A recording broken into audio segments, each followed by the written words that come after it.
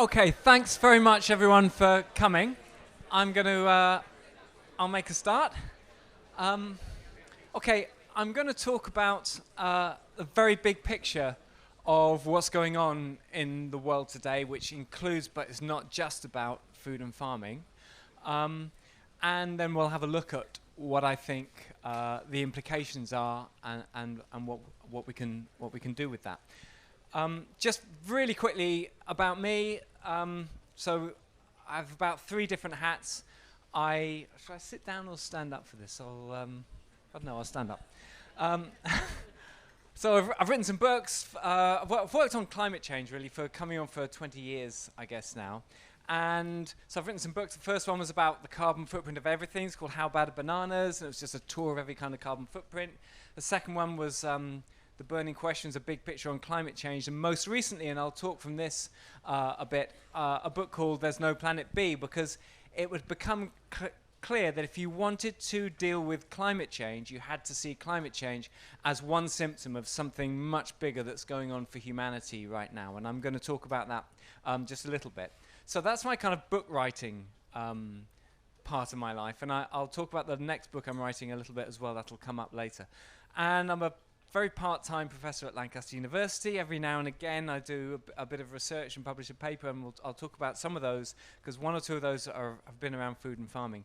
And most of the time I work in a business, Small World Consulting, my business that I founded, and we help organizations of every kind to respond to the climate and environmental emergency.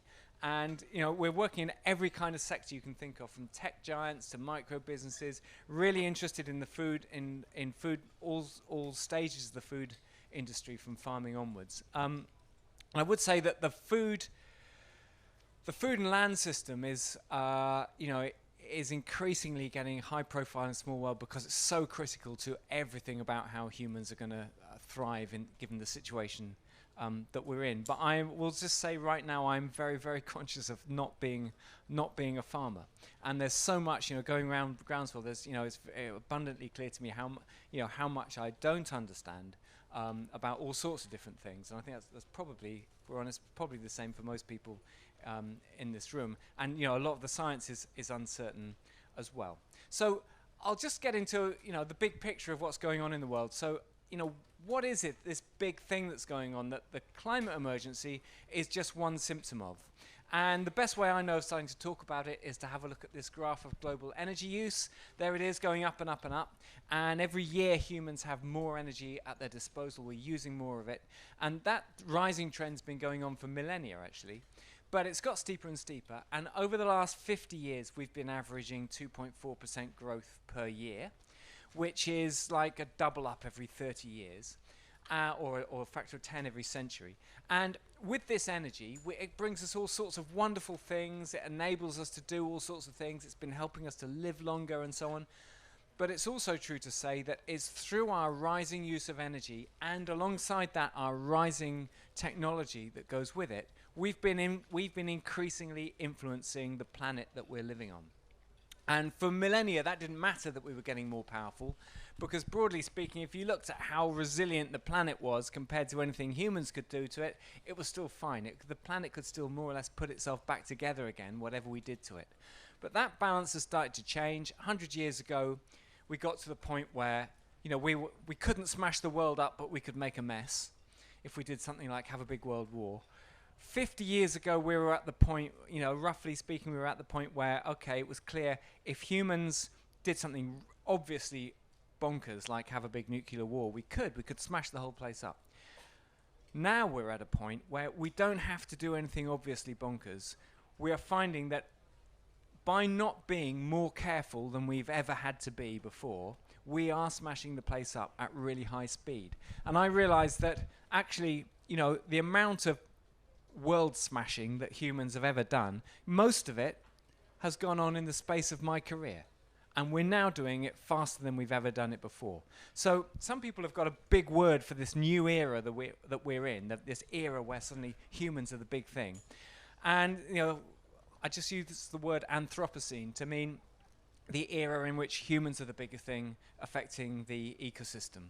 And that's my little picture for it, my little sketch. You know, we used to be a small species on a big, robust planet, and now it's the other way around. And that is such a challenge for us because everything about how we do life, how we do economics, how we do politics, how we solve problems, how we think, how we run society, all of that has been honed in a previous era where we could get away with treating the world as if it was robust to anything we could do to it.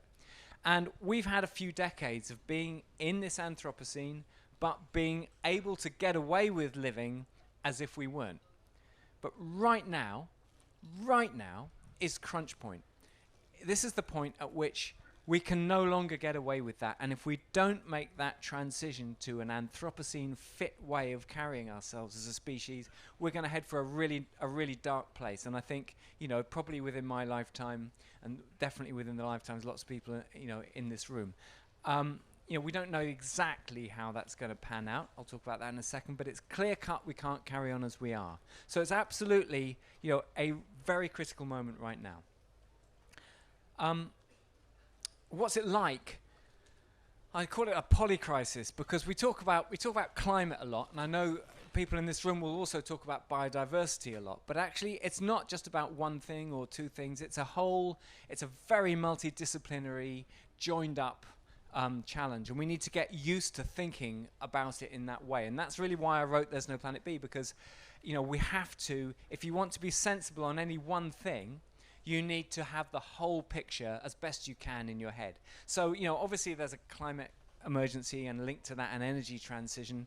And whilst we deal with that, we obviously need to feed a rising population, and we need to do that whilst looking after a biodiversity that we're currently hemorrhaging, and we need to do that whilst we also deal with a whole load of plastics and other pollutants that are around, and we also need to look at what's going on in our oceans, and at the same time as we're dealing with all that, we need to head off disease threats, some of which are exacerbated or triggered by the way that we're doing our food system. So a very joined up challenge, but I've got a one-liner on it, which is to say that for all the complexity that there is in this, and for all the technological challenges, which are probably at their most extreme when it comes to dealing with our food and land system, it's not actually the science and technology that is the bottleneck.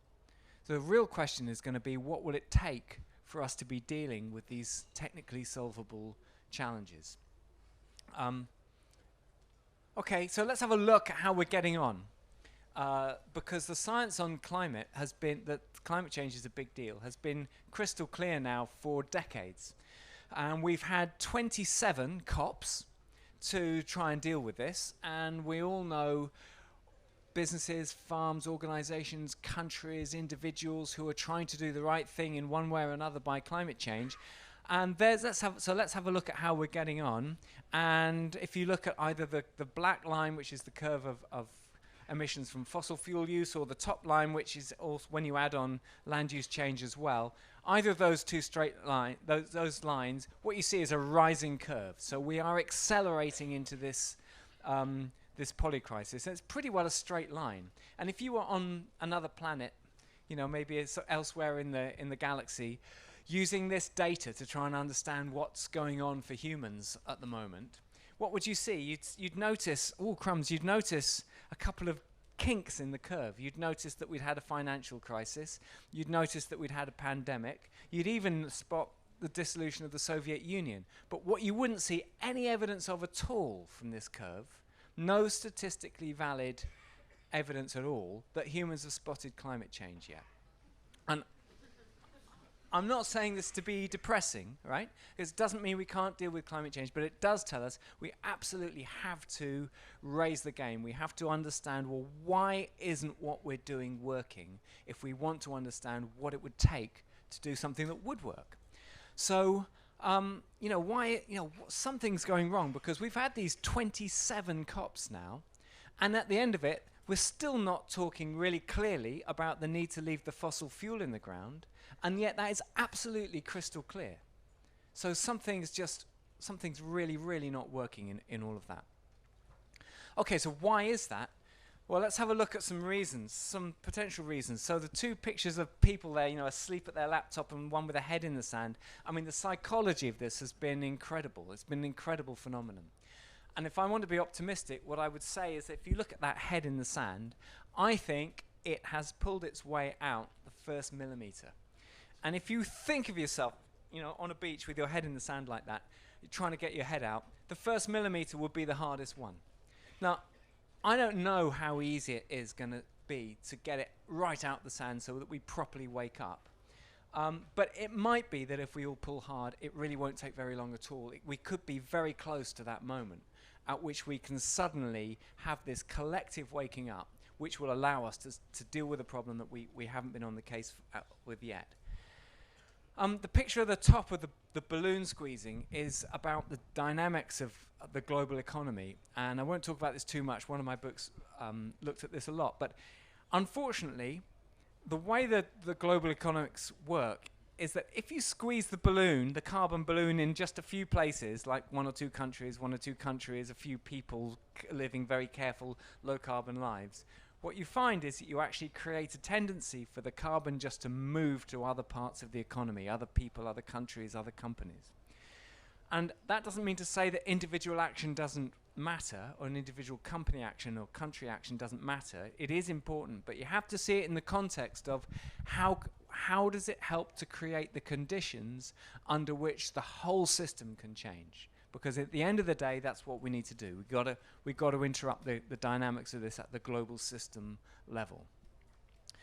And then finally, I work with a lot of businesses. I talk to a lot of businesses. I've encountered every shade of greenwash you can imagine. A lot of it very sophisticated, actually. It sounds great at face value until you really unpick it deeply.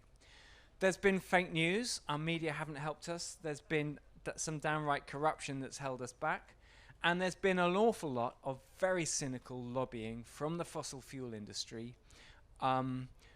Very deliberate, knows exactly what it's doing. It's following the template that was laid down by the tobacco industry when they were working out how to respond to the bad news from science that smoking was bad for your health, and very effectively held back and delayed the human response to smoking.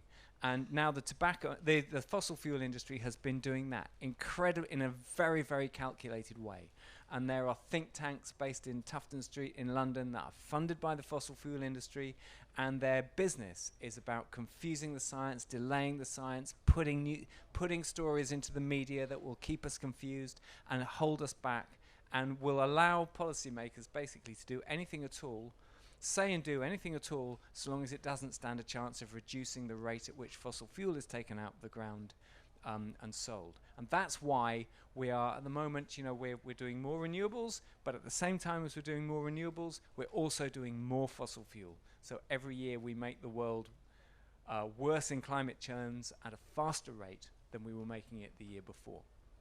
So somehow we've got to get through all this.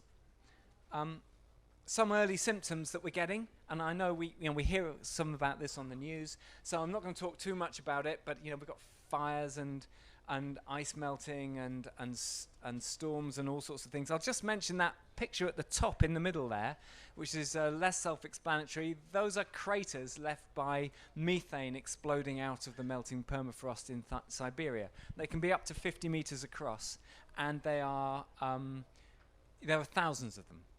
And there are something like over a trillion tons of methane stored, frozen in the world.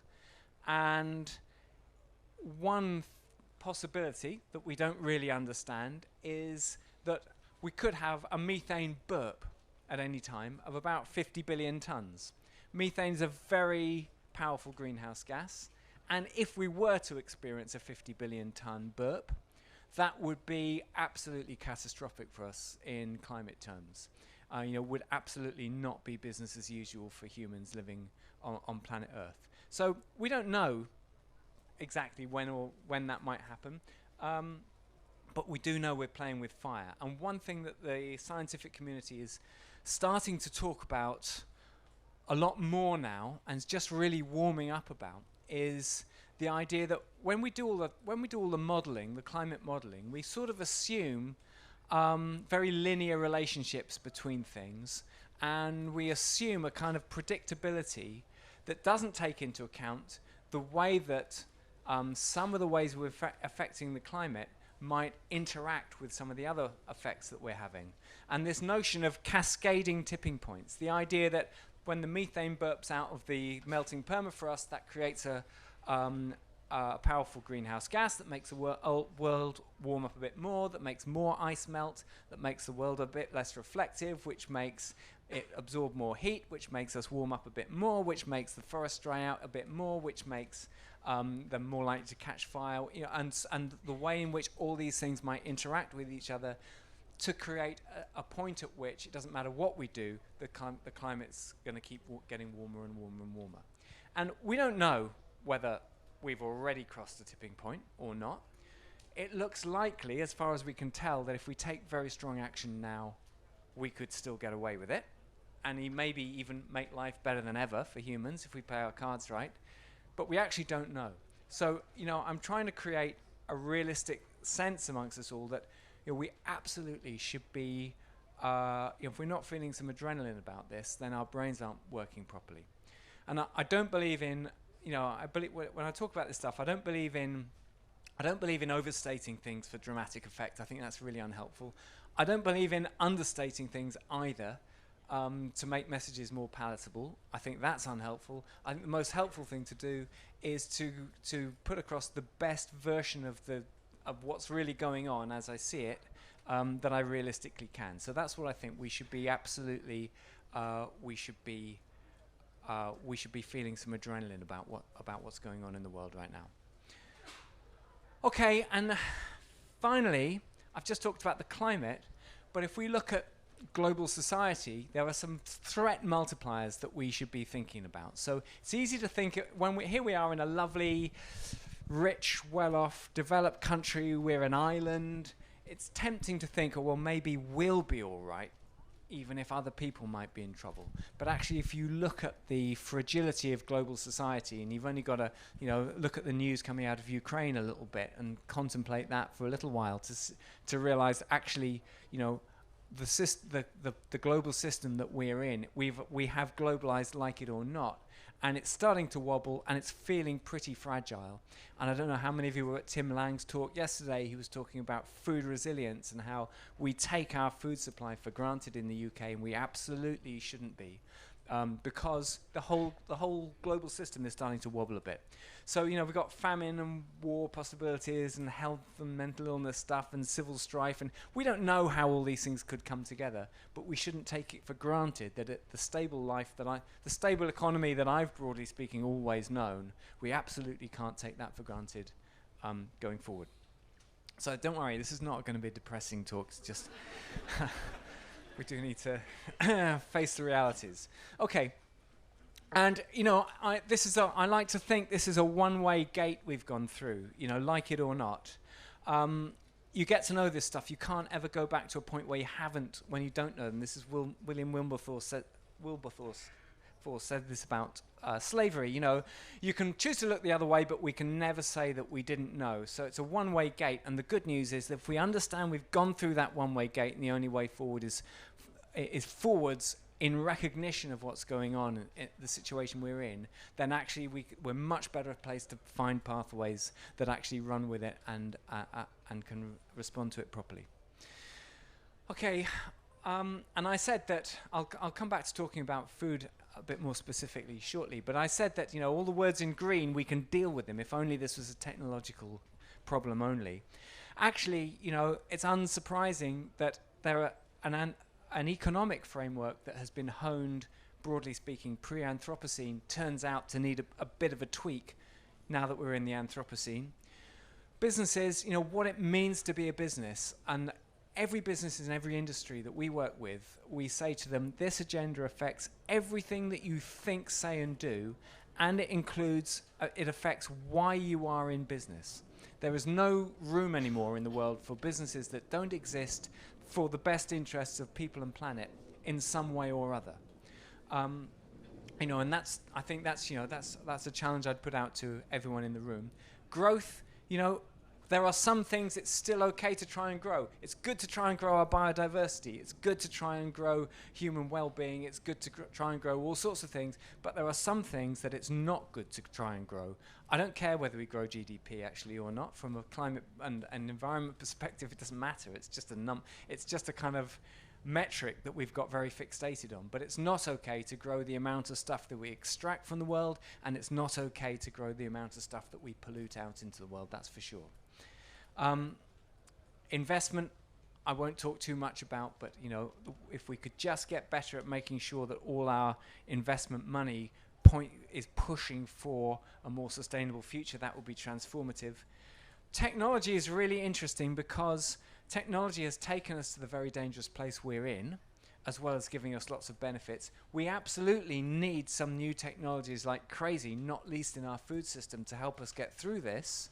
But it's also true to say we need to get much better at discerning which technologies are going to help us and which ones aren't, and leaving the ones that aren't going to help us on the shelf. And that's a real challenge for us, because there are some technologies that provide an efficiency improvement, maybe helping us increase our yields or something in the short term. But even though they do that, we need to learn to leave them on the shelf, because in some other way they may not be good for the best interests of people and planet.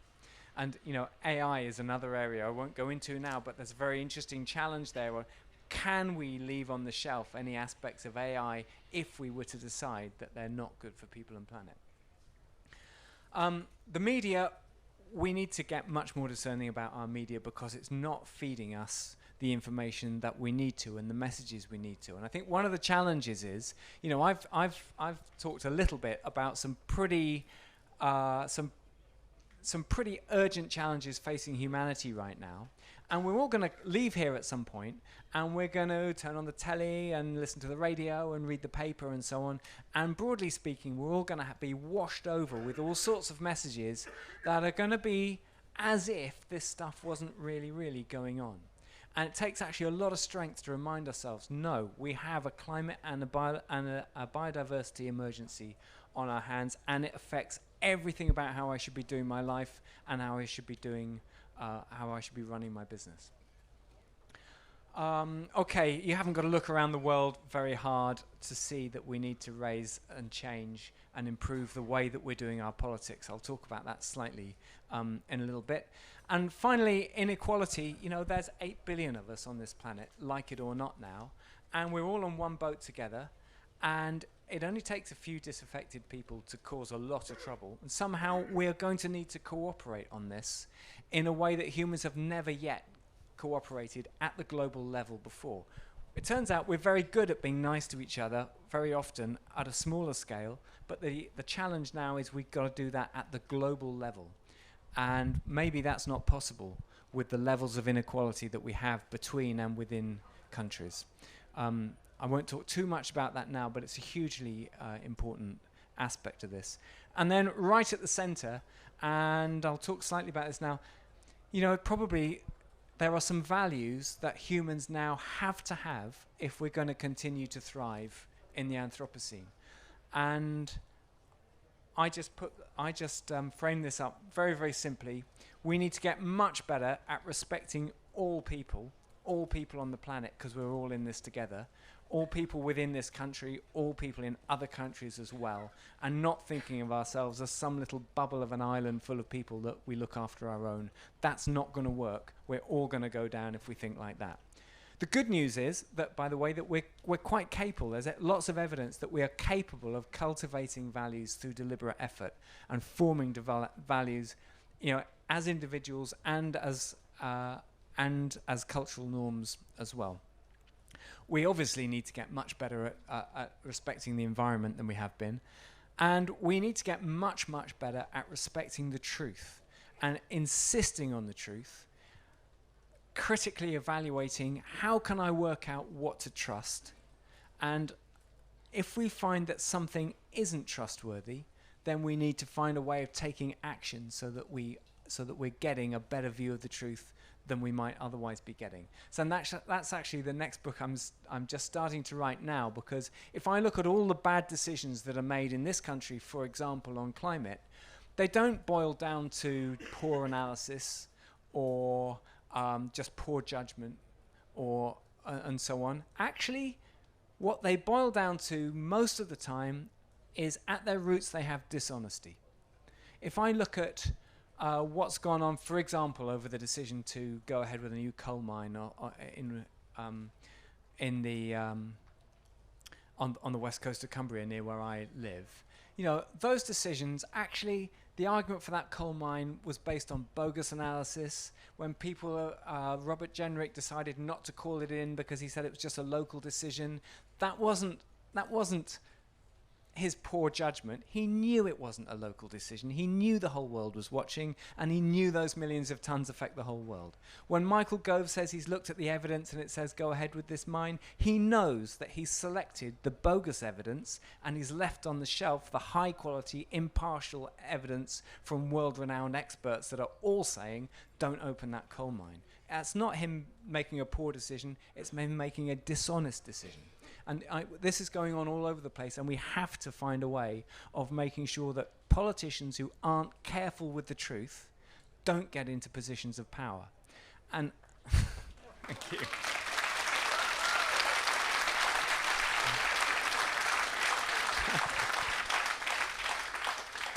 Well, that's good. There's energy for that one. That's good, because I think that's an absolutely critical leverage issue.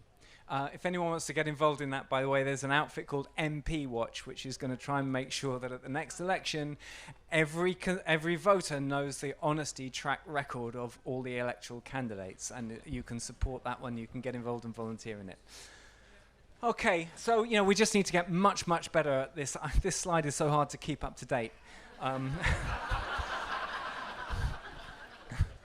But we need to get much, much better at working out which of those faces can we trust, and which of those media channels are being careful to give us the clearest view of the truth that we can get, and which ones are actually owned and funded by people with vested interest to make us think and believe a certain thing. And if you think that the paper you read may not have may have a vested interest that's not in the best interest of people and planet, then switch. Right? That's something we can all do today. Okay, finally, on to food, land and sea. I'm going to try and leave plenty of time for questions, by the way, but I'll have to go quite fast. So there's a lot I don't understand about this, but there is also some big picture stuff that we've looked at Lancaster University that I think flushes out some very clear messages it's really important not to lose track of. So, first up, when we're dealing, it doesn't work just to look at climate or biodiversity. We've got to look at all these things at once. We've got to look at the joint objectives of food production, climate, biodiversity, and absolutely people need to earn livelihoods while this is going on, and we've got to find ways of making it possible to do that whilst properly looking at those other objectives as well. So this is just a map of, we just looked at the global, where the world's nutrition goes, and I'm going to show some slides on calories, but we did this analysis for all the human essential nutrients as well. So at the global level, we've grown, the green rectangle there, we grow nearly 6,000 calories per person per day. Isn't that fantastic? About 2.5 times what we need. And there's also nearly 4,000 calories of grass, pasture and stover that we can't digest, but our farm animals do.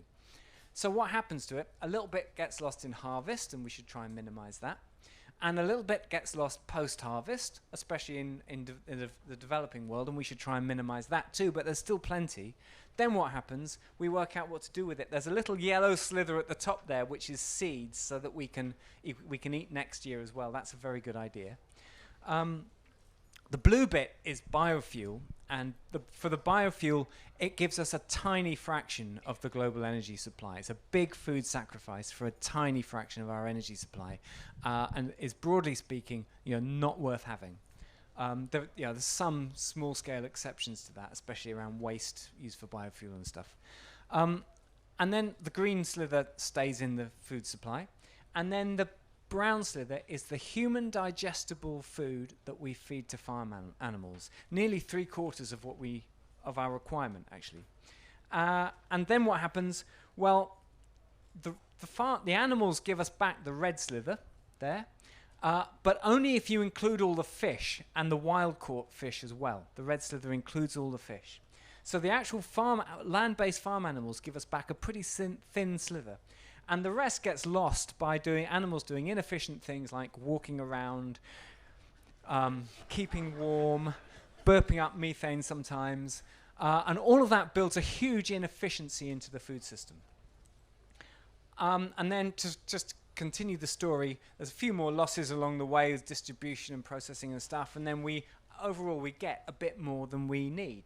So what does that tell us? The most important messages coming out of this, the single most important message on this, and I've got some other slides from different angles, is that if you want to take pressure off the food and land system from the perspective of biodiversity and climate and food resilience, the science is really clear cut. If we can reduce the amount, I'm not a vegetarian or a vegan, by the way, we need to reduce the amount of meat and dairy in the global diet, and especially the UK diet, by a long way, actually.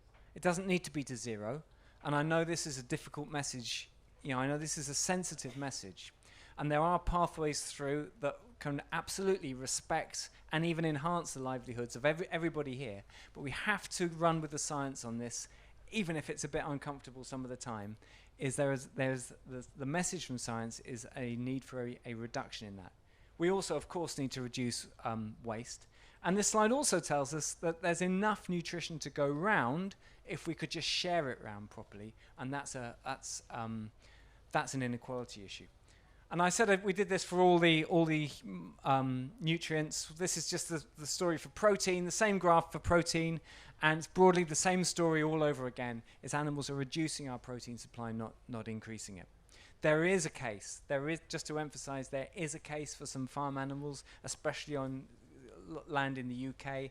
And I know that there are all sorts of practices that can be good for the soil with relatively low stocking densities and so on, and rotations that include animals and mob grazing and so on. But the reality is that to do that sustainably, the amount of animal nutrition coming out of that is actually much less than we've got at the moment. And I think that's clear cut. And but there are ways through that do enable good livelihoods for people who've currently got a lot of high animals on their farm. Okay, this is the sort of greenhouse gas emissions perspective. It's clear cut as well from a climate perspective. Reducing the amount of meat and dairy can be helpful. This is just comparing the amount of various nutritions in soybeans with beef.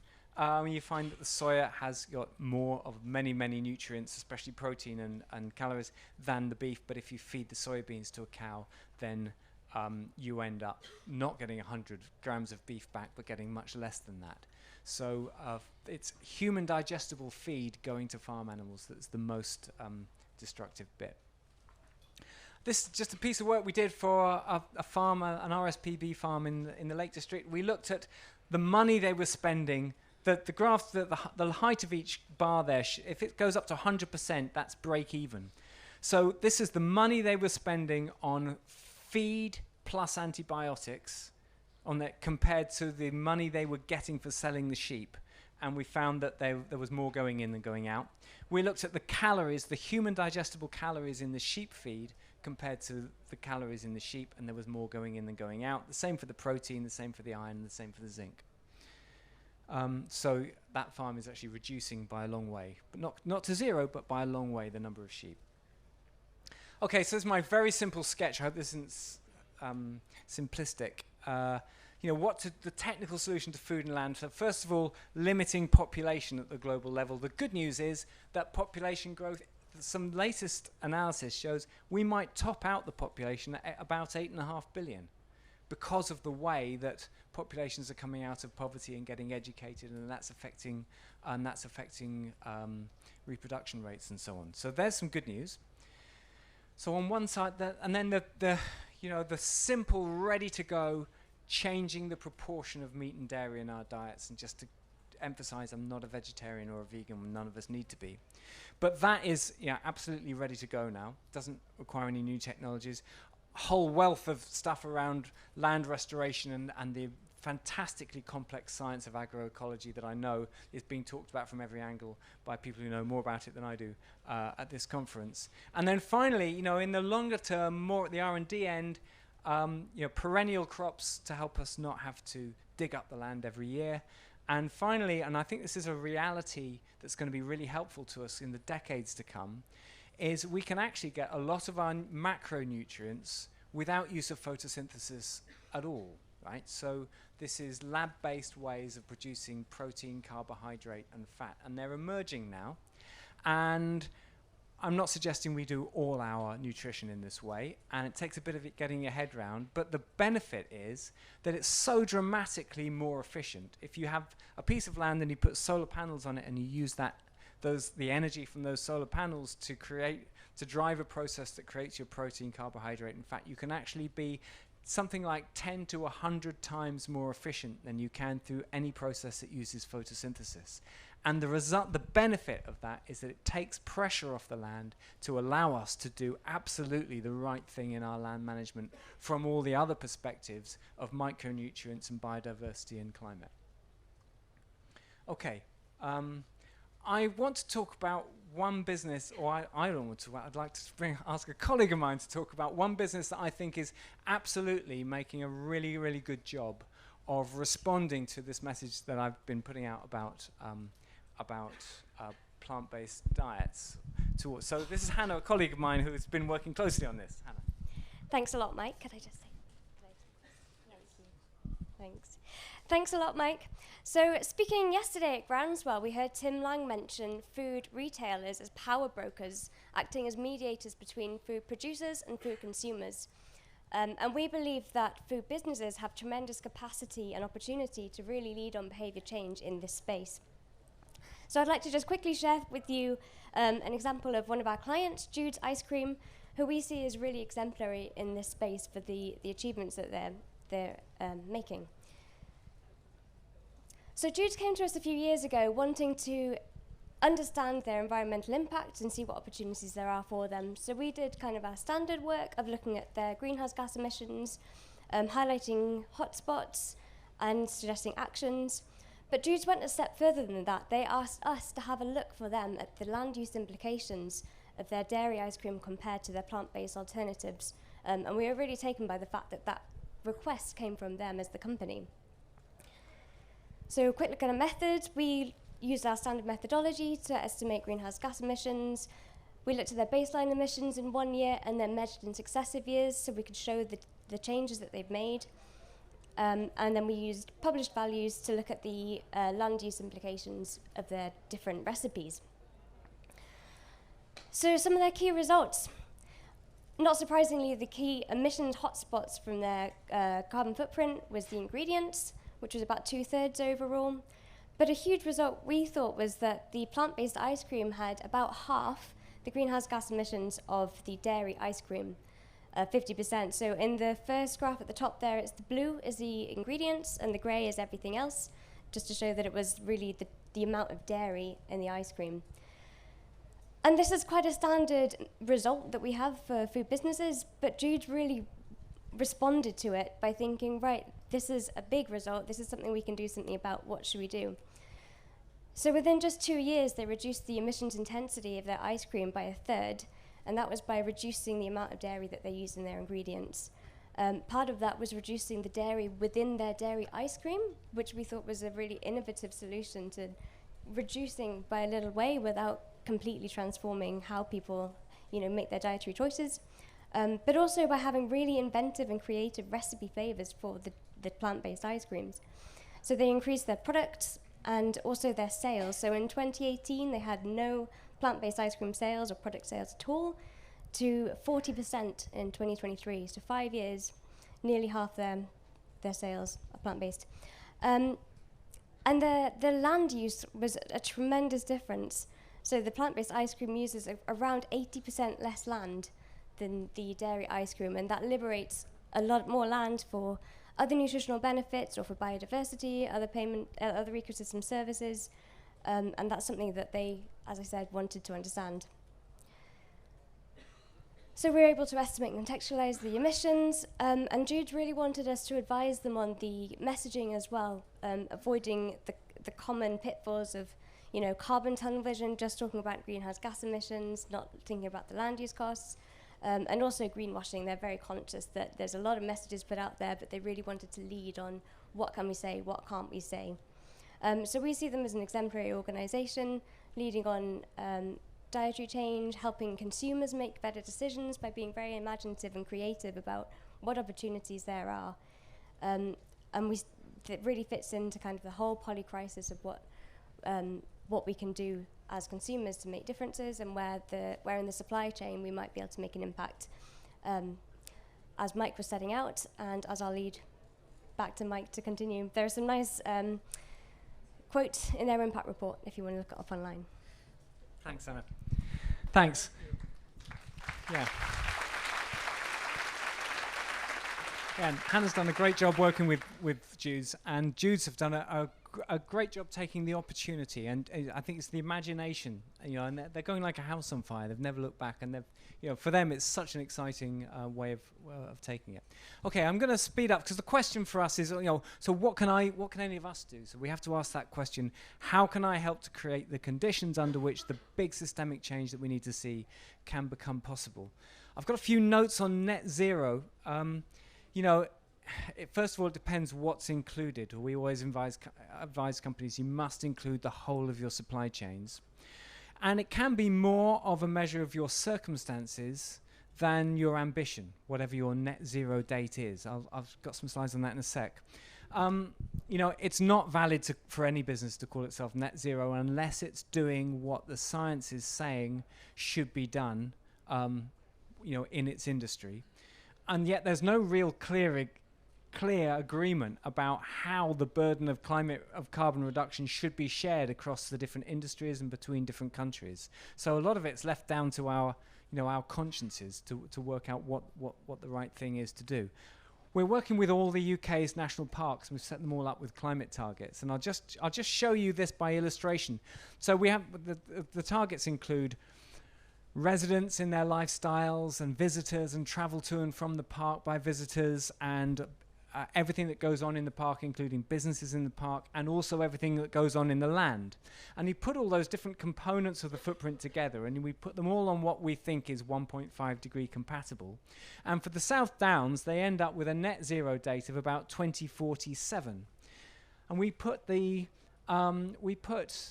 Northumberland National Park through exactly the same methodology with exactly the same level of ambition. And because of their different circumstances, they end up with a net zero date of 2024.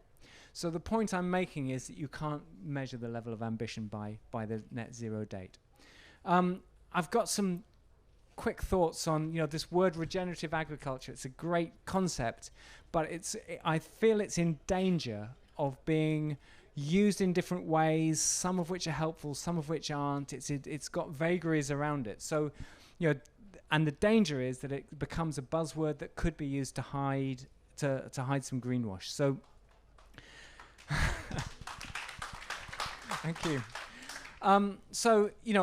The challenge is all land needs to be optimized for soil improvement and biodiversity, for food production and nutrition per hectare. This is a challenge for animal-based systems, because sometimes you can get an animal-based system that looks lovely, but then if you ask the question, how much nutrition could we produce on this land if we did something plant-based? And the answer is sometimes dramatically more. In which case you can't call it, I don't think you can call it a sustainable animal system, because of a sustainable food system, because of the pressure you're putting on the rest of the food system by turning down the opportunity to produce so much more nutrition, and in a way that's respective of biodiversity as well. And of course climate impact. So regenerative meat and dairy on very fertile land generally brings a nutritional sacrifice. And that's something that we need to face up to, and I know that's uncomfortable for some. So ruminant methane reduction is a good thing to do, but it doesn't necessarily take you to the point of being able to say, all right, this is a sustainable production system. And I was talking to a burger manufacturer not that long ago who was talking about how all our meat is going to be from a sustainable system and so on. Bit tricky how they were working that out, but the point is, if somebody hoovers up the sustainable meat, then somebody else has to have the less sustainable meat. And so you need to look at the marginal demand for meat production. So I think all roads are leading to this reduction somehow in our meat requirement. And then finally, I just want to mention, if those of you have come across GWP Star, a sort of a variant on global warming potential, the way of bringing all the greenhouse gases into one metric. And the danger with it is that it shifts the burden away from methane reduction and all onto CO2 reduction. And that's not helpful, or more onto CO2 reduction. And that's not helpful because we've already got our foot to the floor trying to do what we can with CO2. So there's, it's not that GWP Star is bad necessarily, but if it's used as a way of justifying more methane emissions than you could otherwise justify, then it's not helpful, because it misses the opportunity to there's a great opportunity for the world to reduce the amount of methane through what we do with our livestock. Okay, so this is my big overall plea. I'm going to stop talking very soon. Is please defend the best science. The tobacco industry created this template of how you put off the science. You deny it, you sow doubt, you confuse, you greenwash, you shift responsibility, pretend it's someone else's problem, you support actions that won't really solve the problem. The fossil fuel industry adopted that template very effectively, and there are several industries now and sub-industries that have got choices about whether they do that as well and run with science that doesn't really stack up. And I just urge everybody here to we all need to be really, really vigilant that doesn't pop up in any corners of farming, and that we resist it vocally wherever we see it. And finally, just to say, it's an absolute race between tipping points. I've put a few slides there of some businesses that I think are really starting to get on the case. I've put the Salvation Army up there. I was so impressed with the Salvation Army. And I've got images of people going on strike, because I think it's clear that they have, when that's done in the right way, that changes the way that we think about this stuff, and it creates political space, and it changes the conversations that we experience at Small World, that we were getting from the business community. So, can we wake up together, and what can we all do to create that social tipping point?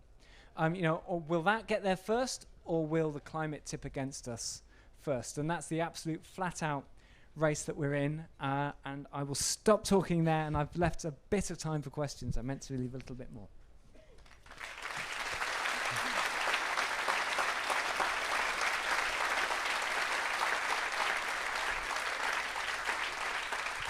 So when you're taking questions, if you could wait for the mic to arrive. Any questions?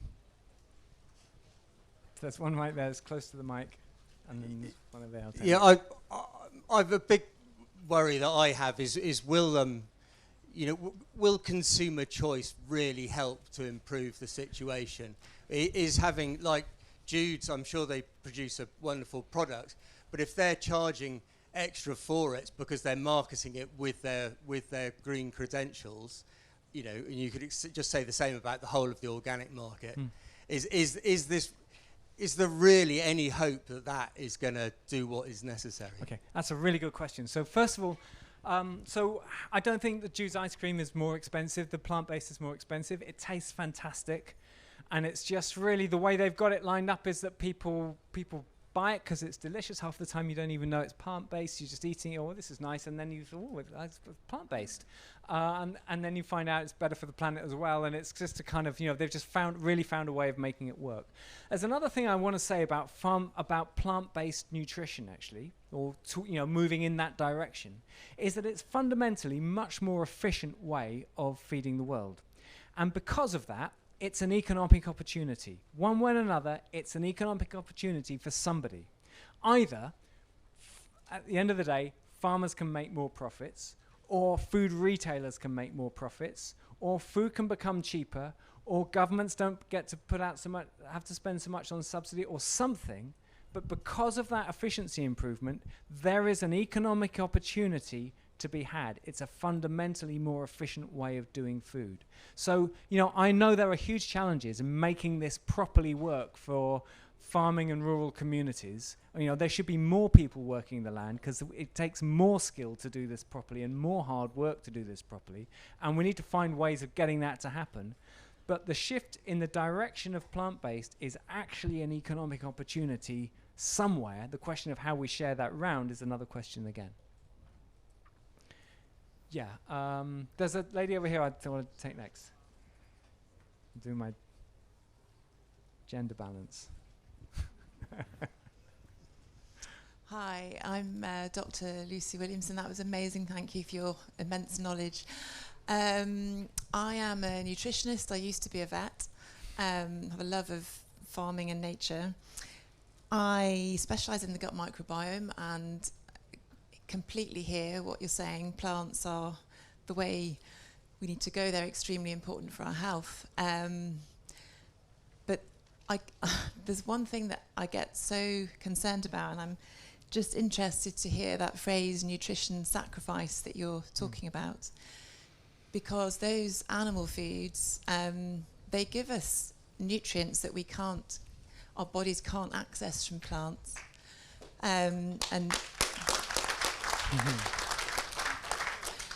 Yes, we need to eat less meat for sure, but we're carnivores and our biology is designed for it. And currently in the UK, almost 50% of teenage girls are deficient in iron.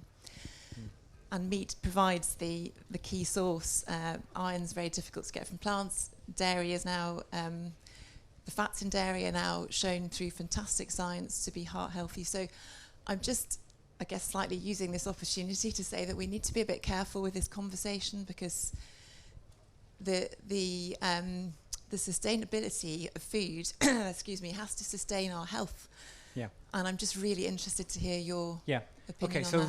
really good points there, and some really good nuance in that. Thank you. Okay, so where to start with it? So first up, I think you're absolutely right. We're nobody's calling for anybody to go vegetarian or vegan unless they want to, although I think it's also pretty clear cut you can live healthily as a vegetarian and vegan if you put your, you have to think about some issues a little bit more, but you have to. So when we looked at the iron, for example, in plant-based systems against animal-based systems, what we were finding was that there is more biodiversity, more bioavailability rather in iron from meats. But even when you take that into account in really quite a conservative way, you still find that you can create more iron through plants than you can if you feed the plants to animals. However, I'm still acknowledging your point, but it's important also not to take it too far. So I have seen scientific arguments that are trying to say that the protein supply that you get from soybeans isn't really quite up to it compared to the protein you get from beef or whatever. That turns out not to be right. And we looked at this, Hannah looked at this for Jews, quite carefully. And it, actually the quality of protein, from plant-based turns out to be, very high. So, there is stuff in what you say, but it's also true that it's still consistent with big reduction in the quantity of meat and dairy. Yeah. Just wait for the.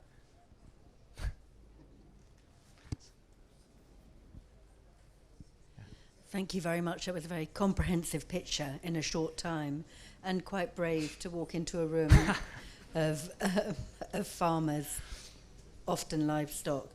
And I suppose there's something about individual power and systemic power that maybe needs to be touched upon, and political will, because however much you tell us in the room, or coal miners, about transitioning away from fossil fuels, there actually has to be a transition that's designed, and system thinking transition.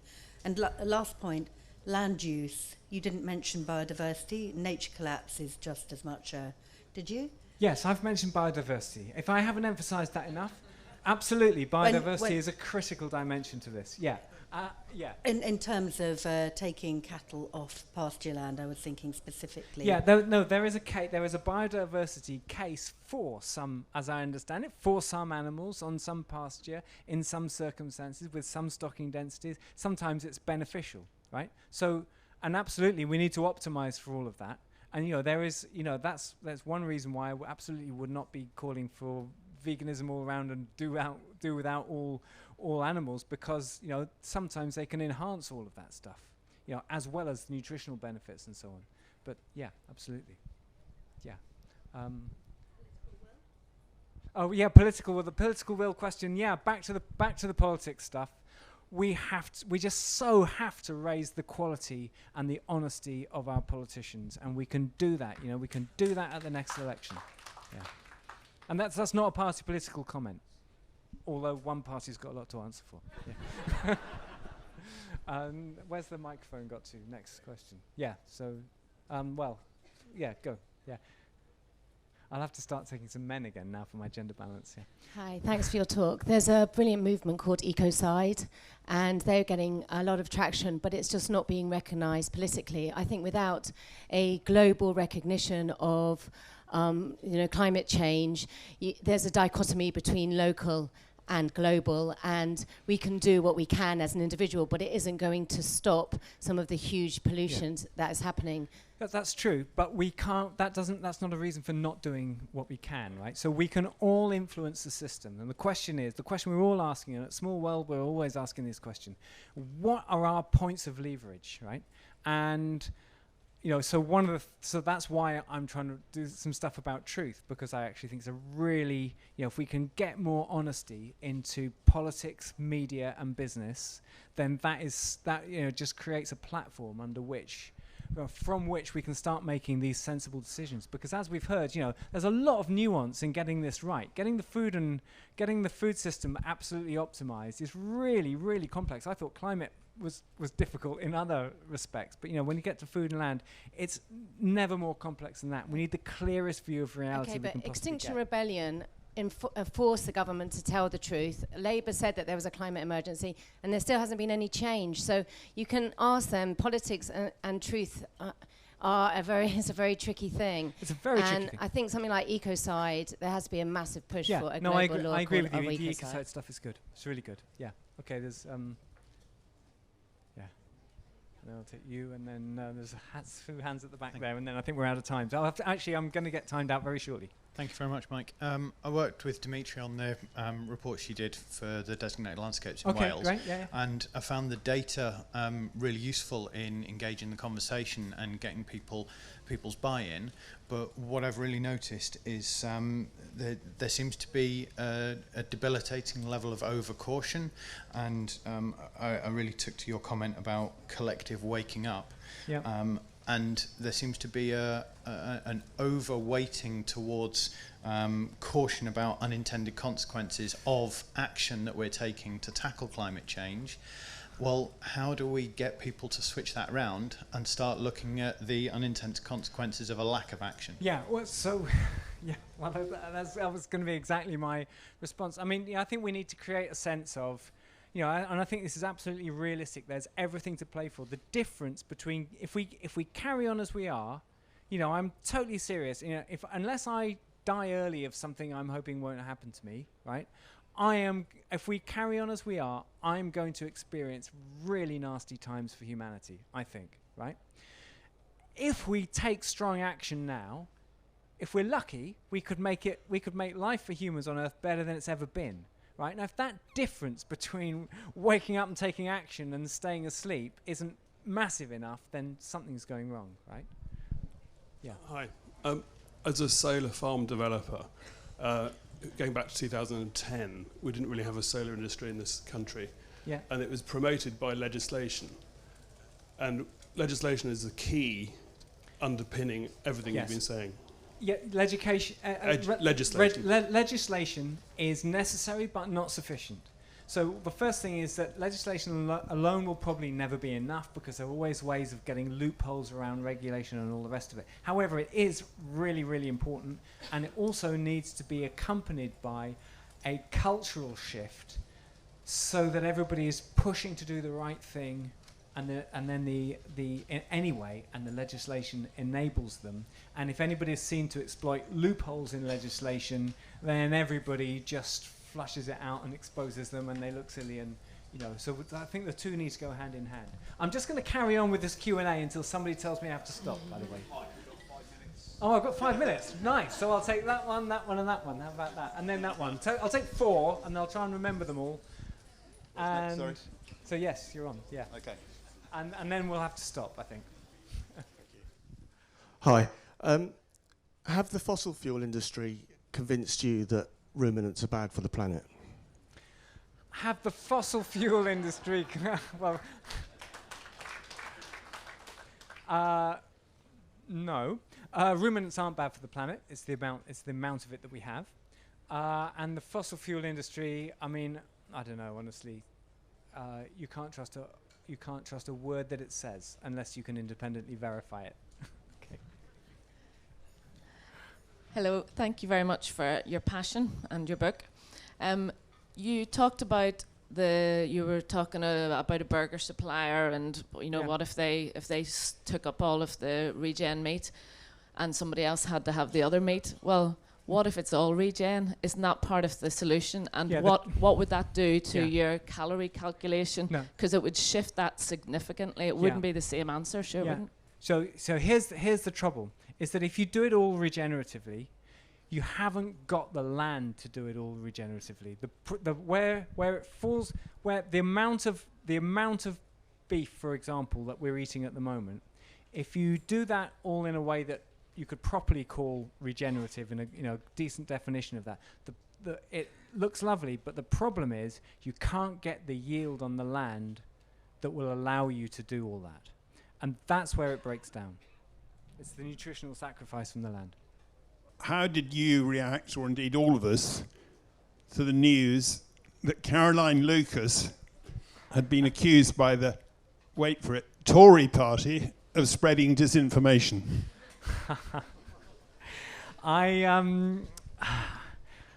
actually went to a protest outside 55 Tufton Street, which is the home of climate denial think tanks, poisonous, deeply cynical, deliberately dishonest think tanks. Anyway, she did a talk and she got introduced as she'd won a prize for being the most ethical MP, and she just stood up and said, well, there wasn't any competition. So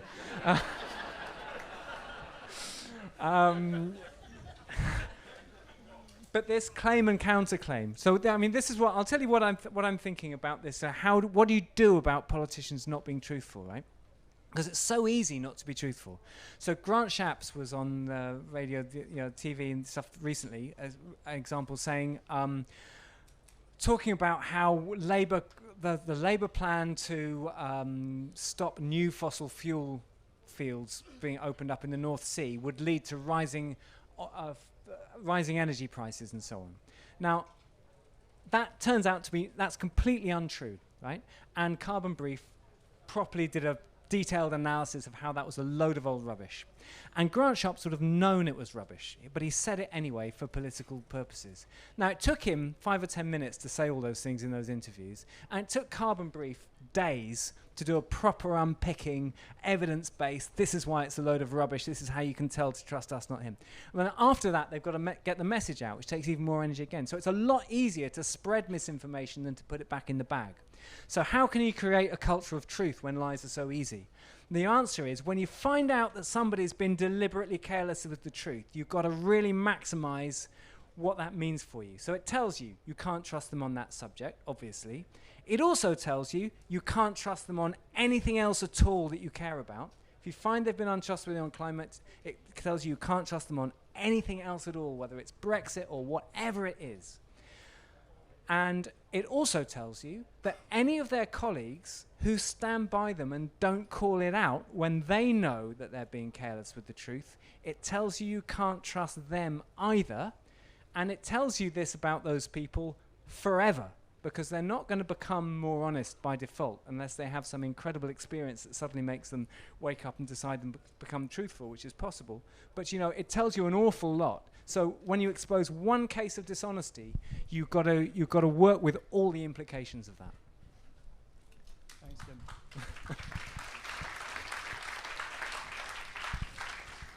Thanks, Tim. Andrew Loftus. I was a bit surprised by your comments on GWP star. I understand what you're saying about it takes the pressure off methane and puts the pressure onto CO2, but I would argue it actually puts the pressure onto nitrous oxide, being the next biggest greenhouse gas from agriculture, and is inadvertently forcing the intensification of beef production by the focus on methane at the moment. So you're trying to grow cattle more quickly with perhaps more soya and perhaps more fertilizers on that. So it's having a perverse effect at the moment. And also, under GWP star, a reduction in methane would be worth 3.5 times what it would be worth under the current methodology of GWP 100.